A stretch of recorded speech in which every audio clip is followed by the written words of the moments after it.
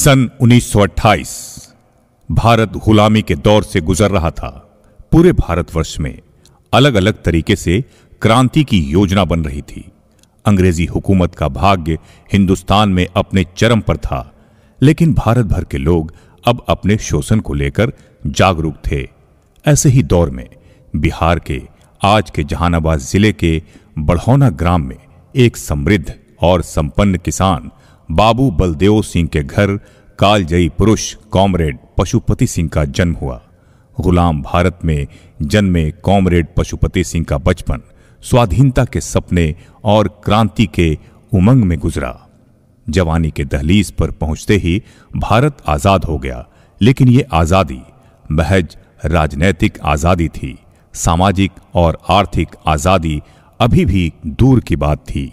आजादी के बाद भी भारत का निर्माण एक राष्ट्र के तौर पर किया जाना बाकी था, और शायद पशुपति सिंह का जन्म इसी दौर के लिए हुआ था।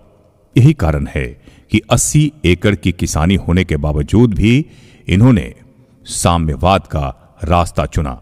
उद्देश्य था कि नए भारत में हर व्यक्ति समान हो, देश की संसाधनों पर सबका बराबर हक हो।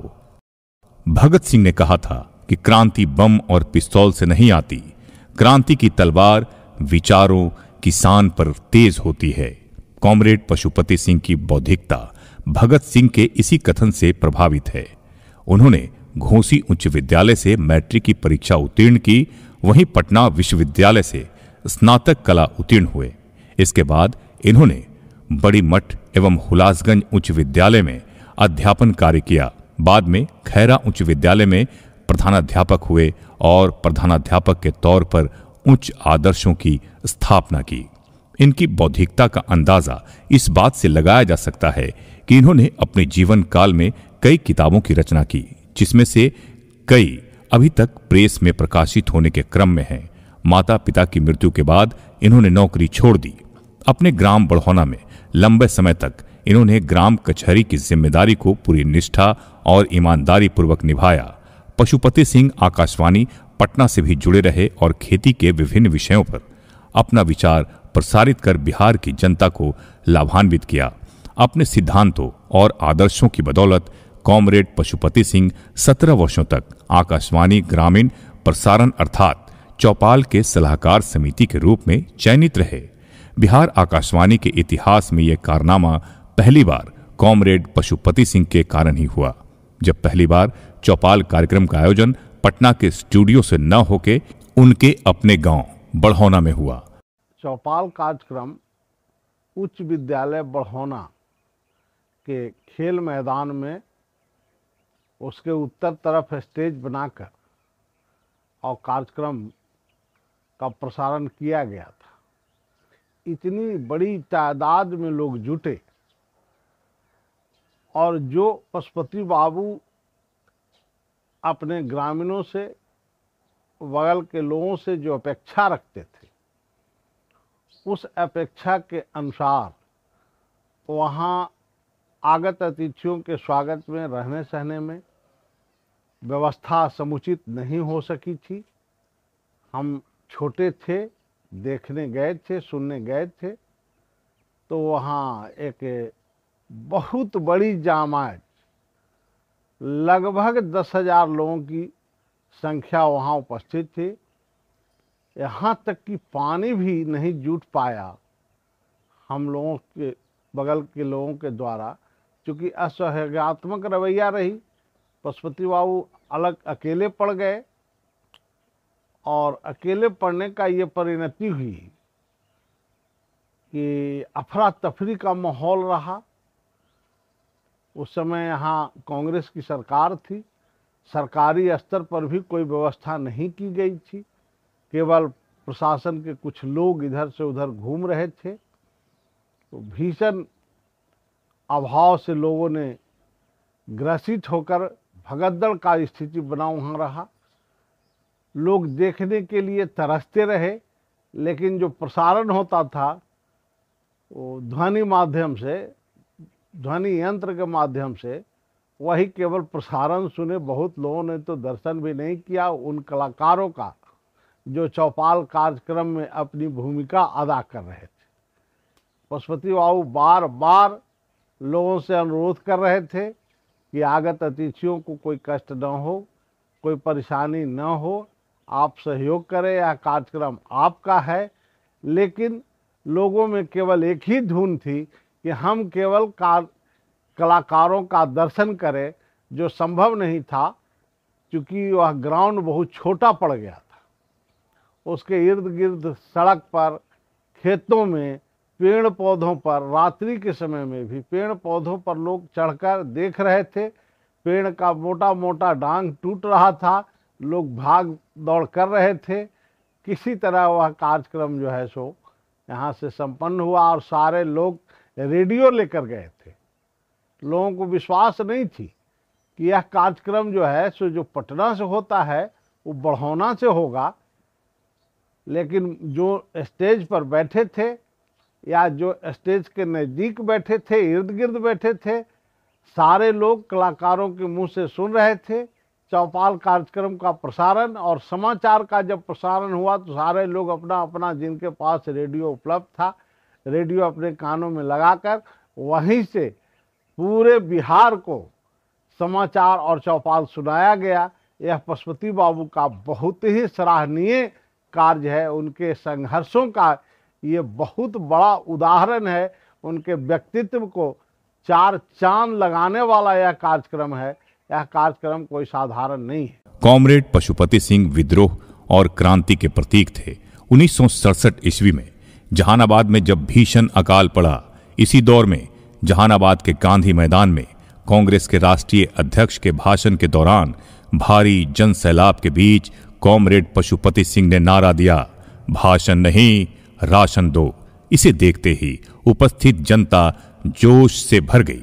सबने साथ दिया और पूरी सभा भाषण नहीं, राशन दो के नारों से गूंजने लगा। इस घटना के साथ ही सभा समाप्त कर दिया गया और जिला प्रशासन के द्वारा कॉमरेड पशुपति सिंह को दिन भर के लिए गिरफ्तार किया गया, लेकिन शाम तक बिना शर्त रिहा कर दिया गया। लेकिन इनके प्रयासों के बदौलत ही राहत सामग्री का वितरण युद्ध स्तर पर किया गया। पशुपति बाबू के बारे में बहुत कुछ कहा जा सकता है। उनके जीवन, उनके रहने का तौर तरीका, उनकी विचारधारा, उनका ग्रामीण जीवन, उनका उच्च शिक्षा, सबके बारे में अगर विस्तार से चर्चा करें तो एक लंबा समय उसमें लग सकता है। जहाँ तक मैं जानता हूँ, पशुपति बाबू एक साम्यवादी विचारधारा से प्रेरित थे और इलाके के बड़े किसान होते हुए भी जो कम्युनिस्ट पार्टी का मैनिफेस्टो है, साम्यवादी विचारधारा है, उस पर बिल्कुल ही कर्मठता के साथ वो चलते रहे। और खासकर जो गरीब तबका है, शोषित हैं, पीड़ित हैं, समाज के दबे कुचले लोग हैं, उनके बीच में उन्होंने अनवरत काम किया।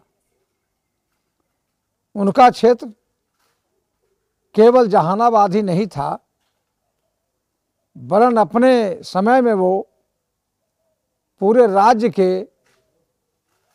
साम्यवादी पार्टी के एक बड़े नेता थे। बहुत ही कुशल किसान, जिसको हम आप प्रगतिशील किसान कह सकते हैं, वो भी वो थे।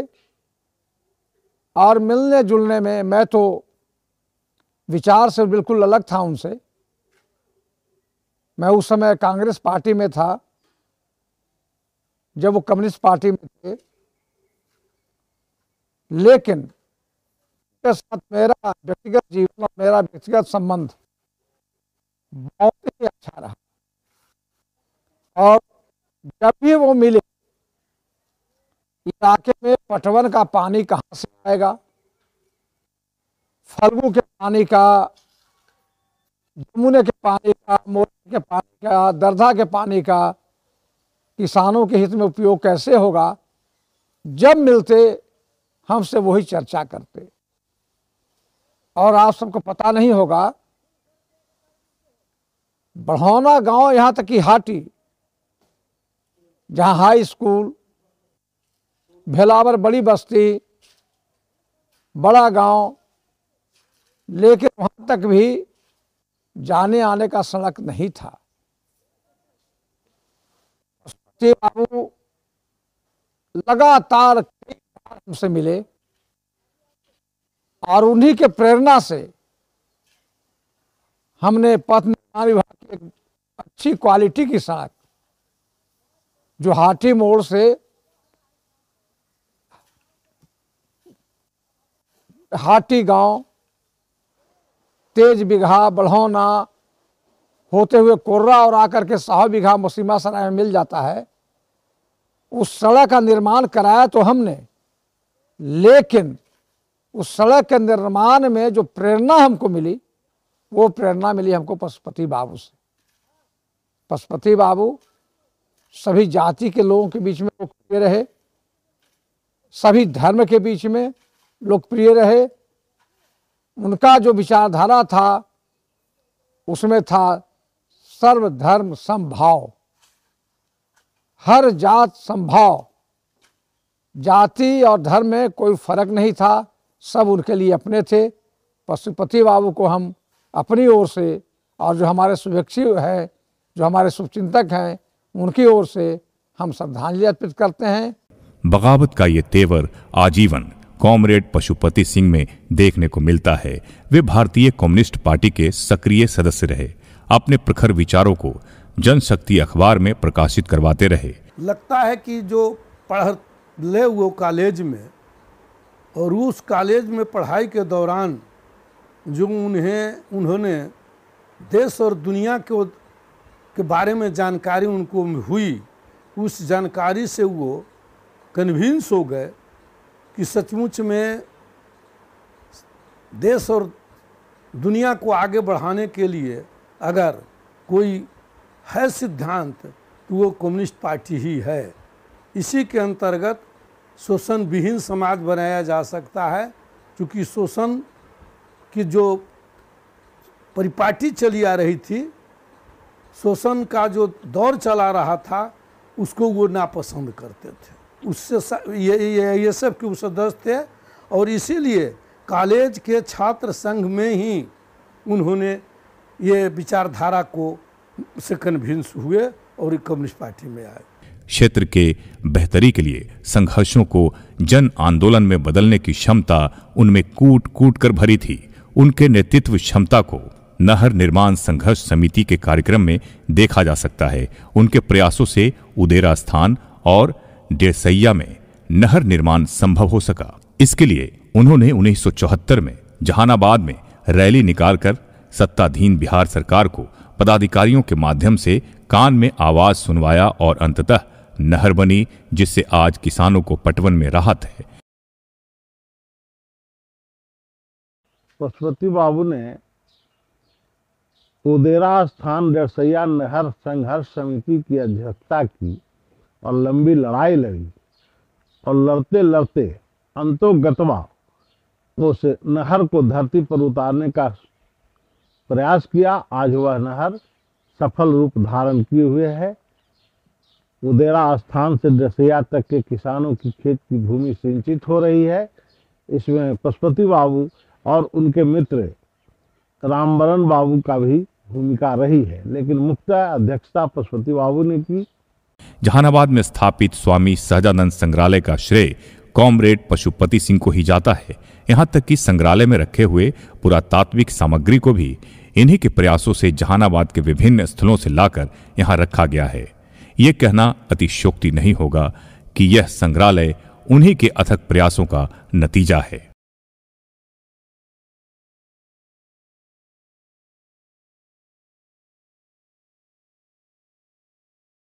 पशुपति बाबू के अध्यक्षता में जहानाबाद में स्वामी सहजानंद संग्रहालय का स्थापना किया गया। जिसका जीवन काल तक, जीवन के अंतिम क्षण तक उस संग्रहालय का सचिव बने रहे और आज वह अस्तित्व में है। इस बीच में तत्कालीन जिला पदाधिकारी अरुण कुमार ने स्वामी सहजानंद संग्रहालय जहानाबाद की सभी मूर्तियों को अपने पद की गरिमा को ताक पर रखते हुए सभी मूर्तियों को बानावर संग्रहालय में लेते चले गए। उस समय पशुपति बाबू अकेले पड़ गए थे, लेकिन इन्होंने हाईकोर्ट तक की लड़ाई लड़के और सभी मूर्तियों को पुनः स्वामी सहजानंद संग्रहालय में लाने का काम किया।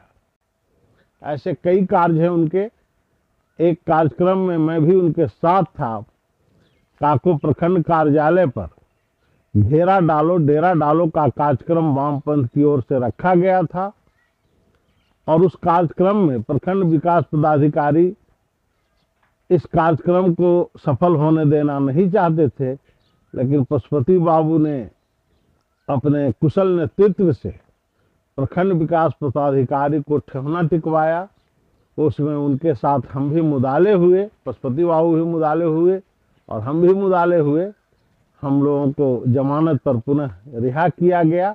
लंबे समय तक वह केस चलते रही, लेकिन कभी पशुपति बाबू पीछे मुड़कर नहीं देखे। अधम्य साहस, उद्भट विद्वान, मानवीय व्यक्तित्व का अद्वितीय उदाहरण थे। घर परिवार में भी कभी अपने विचारों से कोई समझौता नहीं की। अगल बगल के लोगों में भी उन्होंने गलत कामों को कभी प्रश्रय नहीं दिया। उनकी एक खास आदत थी, गलत आदमी को गलत कहना और मुंह पर कहना उनकी यह खासियत रही।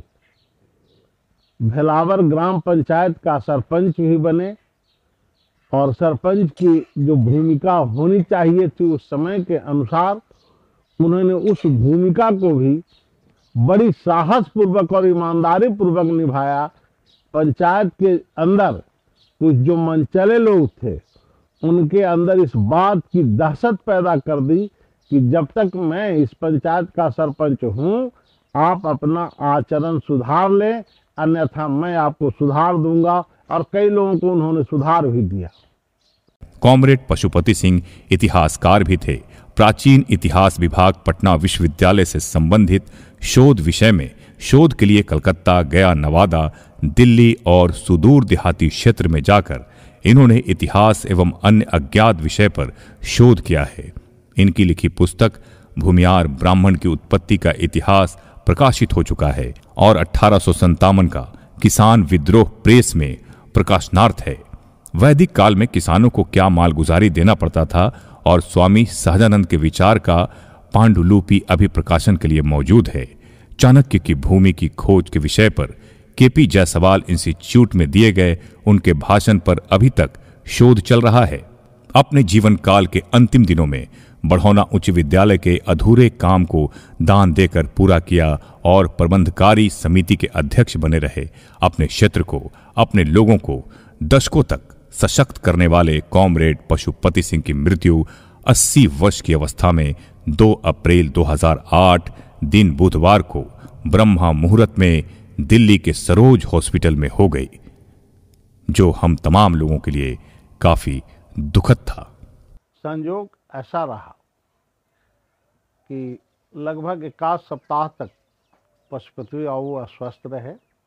उनका इलाज जहानाबाद, पटना होते रहा, जिसकी सूचना मुझे थी, लेकिन संयोगवश उनसे मुलाकात या उनका दर्शन नहीं हो सका। पुनः उनके घर परिवार के लोग उनके बेहतर इलाज के लिए पटना के चिकित्सकों की राय से दिल्ली ले गए। लेकिन इसके पूर्व वो हमसे भी और अपने घर परिवार से, अपने पुत्र पुत्री, दामाद, पोता, सबसे एक अनुरोध बराबर करते थे कि किसी भी परिस्थिति में हमारा दाह संस्कार अपने ग्राम के श्मशान घाट पर हो। काल ने उन्हें भी नहीं बख्शा और 2 अप्रैल को दिल्ली में उनकी मृत्यु हो गई, जिसकी सूचना हम लोगों को मिली बड़ा उदास हुए, बड़ा शोकाकुल हुए और उनका शव जो है सो दिल्ली से उनके पुत्रों ने, उनके संकल्पों के अनुरूप उनके पुत्रों ने उनका शव गांव लाने के लिए दिल्ली से प्रस्थान किए। हम लोग तमाम वामपंथ के लोग, सभी वामपंथ के विंग के लोग जहानाबाद भारतीय कम्युनिस्ट कार्यालय के पास खड़े थे। उनका शव का अंतिम दर्शन, अंतिम दीदार हुआ। लाल झंडा में उनके शव को लपेटा गया पार्टी कार्यालय में रखकर, और पशुपति बाबू अमर रहें। इनके बताए हुए कार्यों को, इनके सपनों को मंजिल तक पहुंचाने की शपथ ली गई। तमाम वामपंथ के लोगों ने यह शपथ लिया और तब उनकी शव यात्रा वहां से पुनः जिला प्रशासन के अनुरोध पर उनका शव स्वामी सहजानंद संग्रहालय में ले जाया गया, जहां जिला पदाधिकारी, अनुमंडल पदाधिकारी, पुलिस अधीक्षक, उप विकास आयुक्त, तमाम जिले के पदाधिकारियों ने अपना श्रद्धा सुमन पुष्पांजलि अर्पित किया। और जो हिंदू रीति रिवाज के अनुसार कफन की चर्चा होती है, रामनामा, तमाम जिले के पदाधिकारियों ने पशुपति बाबू के शव पर बड़ा सस्नेह शोकाकुल होते हुए समर्पित किया। पुनः उनकी शव यात्रा निकली, जो गांव आई। गांव में भी जो घरेलू विवाद के चलते कुछ अपने गोतिया के लोग इनसे क्षुब्ध रहते थे, इनके स्वभावों से, क्योंकि वो लोग छोटे किसान होते हुए भी विचार सामंतवाद का रखते थे और सामंतवाद का पशुपति बाबू घोर विरोधी थे। इससे लोगों को अनबन रहता था। लेकिन जब गांव से शव यात्रा निकली तो ये लगा कि पशुपति बाबू का यह निर्णय कि मेरा अंतिम संस्कार गांव में हो, पीच रोड पर भी पैरों से, लोगों की पैरों से धूली उठ गया और आगे आगे तमाम मजदूर वर्ग के लोग जय सिया राम, जय जय सिया राम, ढोल नगाड़ा, झाल ताशा लेकर आगे बजाते रहे इन नारों के साथ, जय सिया राम, जय जय सिया राम। उसके पीछे पशुपति बाबू की शव, उसके पीछे ग्रामीणों की, अगल बगल की लोगों की लंबी कतार, जिसमें पशुपति बाबू अमर रहें का नारा लगता रहा।